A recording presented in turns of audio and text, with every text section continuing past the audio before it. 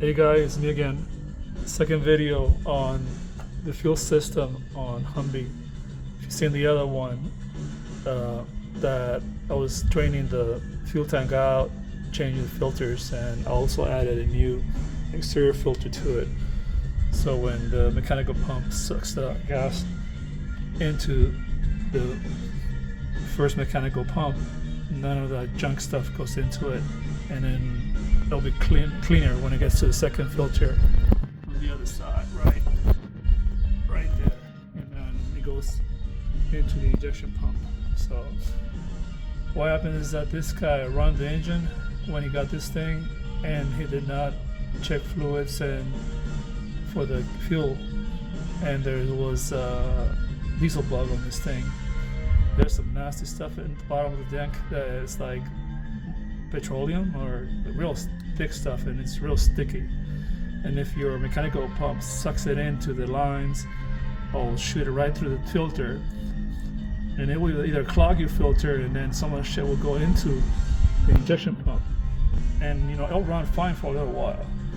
But if you let the car sit for a while, that stuff will stick inside the pump, and the pump will cease. It will not suck the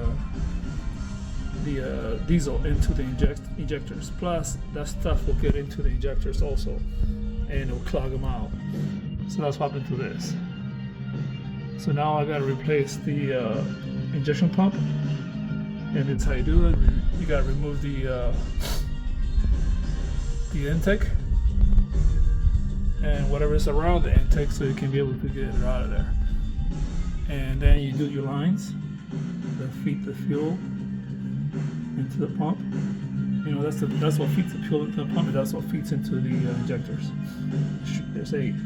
You gotta loosen up your nuts on each line, so you'll be able to move the lines away from the pump, so easier to remove it. And when you do that, just make sure when you take it out, make sure you clean it up.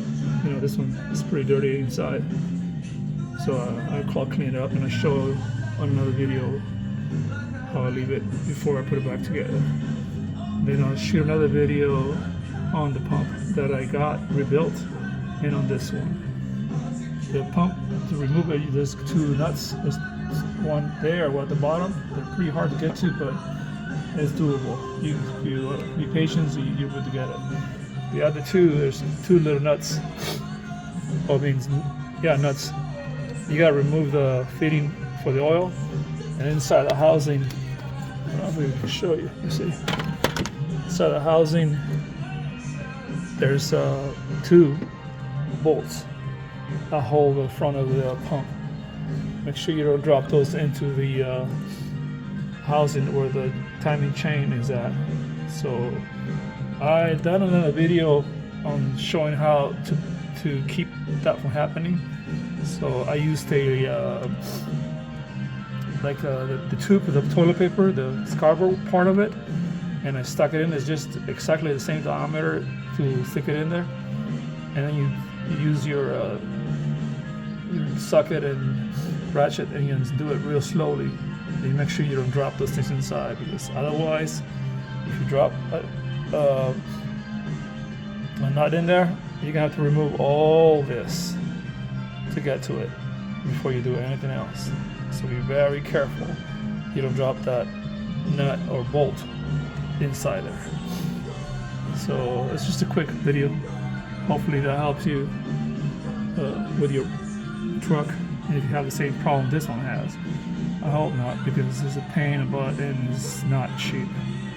The pump is $1,200 or $1,500 new, I think it is. I got one I had rebuilt for $450. I know a guy like 2 hours and a half from where I'm at, so it's a pain, but at least I'm saving some money on it. So any comments, let me know. Okay, any questions? Thanks.